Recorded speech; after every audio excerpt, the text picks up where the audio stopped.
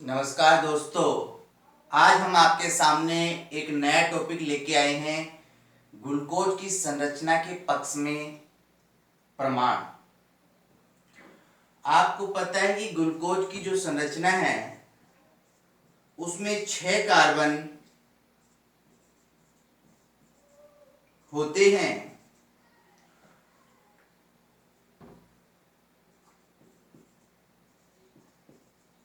इसमें एक aldehyde group होता है और बाकी एल्कोहल ग्रुप होते हैं। तो सबसे पहले हम देखेंगे कि ग्लूकोज की क्रिया रेड फास्फोरस या HI की उपस्थिति में जब हमने इसका रिडक्शन करवाया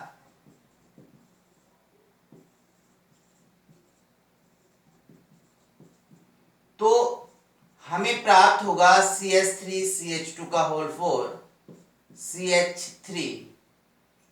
6 कार्बन वाली एक लंबी श्रृंखला प्राप्त होगी, जिससे इस बात की पुष्टि होती कि ग्लूकोज की जो संरचना है उसमें 6 कार्बन उपस्थित हैं और इसे एन हेक्सेन कहते हैं।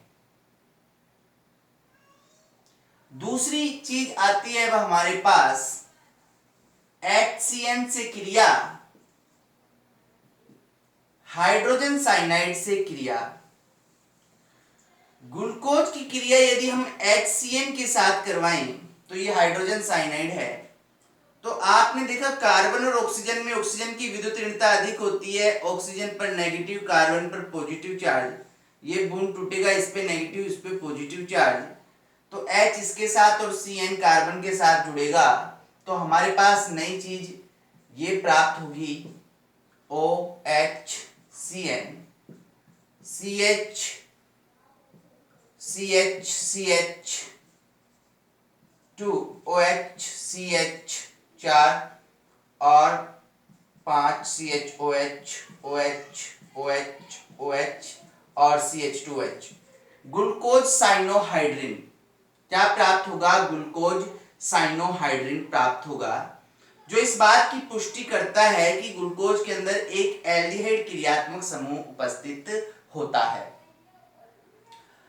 नेक्स्ट, अब हम ब्रोमीन वाटर की उपस्थिति में यदि ग्लूकोज का ऑक्सीकरण करवाएं, किसकी उपस्थिति में? ब्रोमीन वाटर की उपस्थिति में। तो ब्रोमीन वाटर की उपस्थिति में जब हमने ग्लूकोज का ऑक्सीकरण करवाया तो हमें प्राप्त होता है ग्लूकोनिक अम्ल CHOH का होल 4 CH2OH। मैंने इसको CHOH का होल 4 करके लिख दिया है। तो ये ग्लूकोज था। ब्रोमीन वाटर की उपस्थिति में जब ऑक्सीकरण करवाएंगे तो हमें प्राप्त होगा ग्लूकोनिक एसिड, जो इस बात की पुष्टि करता है कि ग्लूकोज के अंदर क्रियात्मक समूह एल्डिहाइड है जिसका ऑक्सीकरण हुआ और वो किसमें बदला? ग्लूकोनिक अम्ल में। यदि हम ग्लूकोज का HNO3 की उपस्थिति में या ग्लूकोनिक एसिड का HNO3 की उपस्थिति में ऑक्सीकरण करवाते हैं तो हमें क्या प्राप्त होगा वो हम यहां देखें कि जब इनका ऑक्सीकरण करवाया तो ये ग्रुप भी COOH में परिवर्तित हो जाएगा। COOH CHOH का होल 4 और COOH, जिसका नाम है सैकेरिक एसिड, सैकेरिक अम्ल। तो आपने देखा कि यदि ग्लूकोज का या ग्लूकोनिक एसिड का HNO3 की उपस्थिति में हमने ऑक्सीकरण करवाया तो सैकेरिक अम्ल, जो यहां लिखता मैं वो यहां लिख दिया, वो प्राप्त होगा। ठीक है सर, जो इस बात की पुष्टि करता है कि इसमें एल्डिहाइड क्रियात्मक समूह उपस्थित है। उसके बाद यदि हम इसका एसिटिलीकरण करवाएं ग्लूकोज का CHO CH CH CH CH CH2OH, तो आपने देखा प्रत्येक कार्बन पर एक OH HOH HOH हमने एसिटिलीकरण करवाया CH3COCl की उपस्थिति में 5 CH3COCl है हमारे पास। तो इसमें हम जब इसका क्या करवाते हैं, जब हम इसका एसिटिलीकरण करवाते हैं तो आपने देखा इनमें से क्या निकल जाएगा, इसमें से निकल जाएगा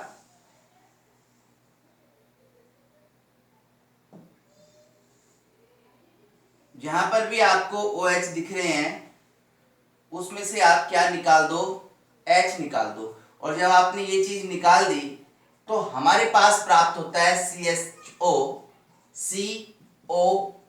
CH3। इसको मैं होल 4 करके लिख सकता हूं, CH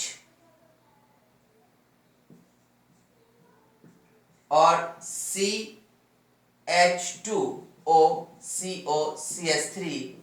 इसका नाम है ग्लूकोज पेंटा एसीटेट और 5 HCl इसमें से निकल जाएंगे, जो इस बात की पुष्टि करते हैं कि ग्लूकोज में 5 एल्कोहल क्रियात्मक समूह भी उपस्थित हैं। नेक्स्ट हम देखते हैं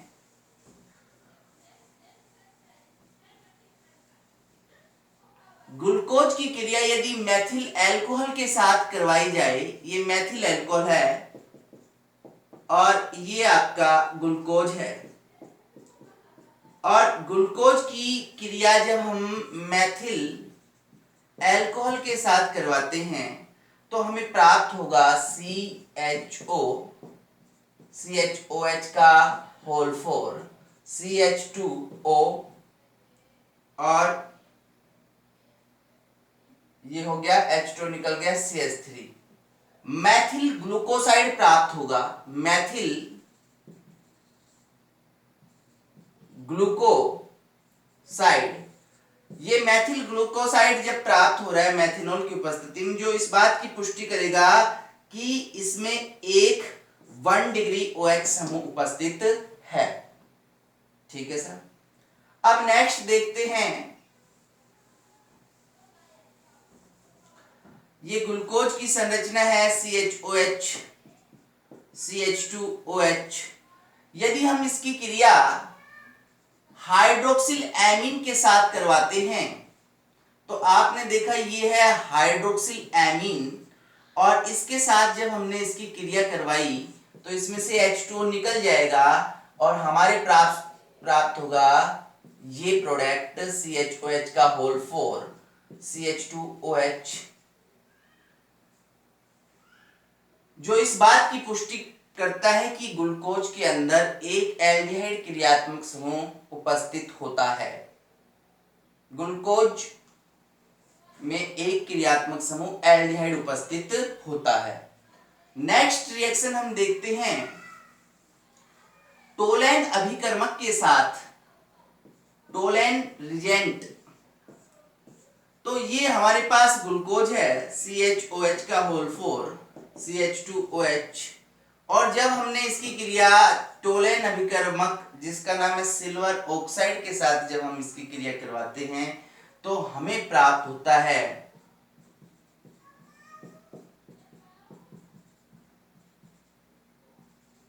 ग्लूकोनिक एसिड।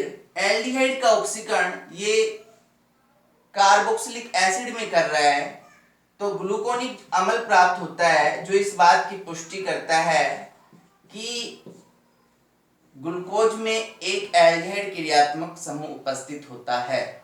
धन्यवाद।